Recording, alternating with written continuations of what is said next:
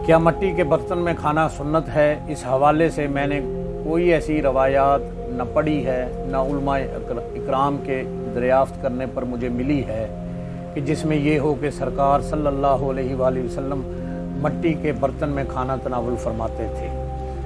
हाँ, अलबत्ता आप सल्लल्लाहु अलैहि वसल्लम के हाँ मट्टी के बर्तन मौजूद थे, इसलिए एहतियात इसी में है कि कहा जाए कि मट्टी के बर्तन में खाना अफजल है, ना कि सुन्नत। मट्टी का बर्तन साफ़ सुथरा होना चाहिए। अगर मट्टी का बर्तन जगह जगह से टूटा हुआ हो या इसमें मैल कुचैल भर जाता हो या मट्टी के बर्तन में दरार पड़ी हुई है जिसमें मैल भरा हुआ है, तो इसमें खा पी रहे हैं, तो इस तरह मिट्टी के बर्तन में खाने की अफजलियत कैसे हासिल होगी?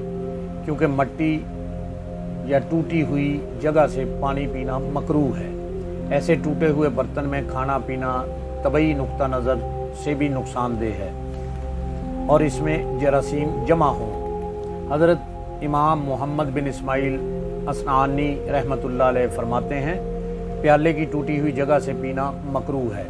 मुफ्ती अहमद यार खान नईमी रहमतुल्लाह अलैह फरमाते हैं, किनारा कुछ टूटा हुआ हो या प्याला के वस्त में सुराख हो, इससे पानी वगैरह मुतलकन पीना मना है कि ये जगह मुंह से अच्छी तरह नहीं लगती, जिससे पानी वगैरह बहकर कपड़ों पर गिरता है, कुछ मुंह में जाता है, कुछ कपड़े तर करता है।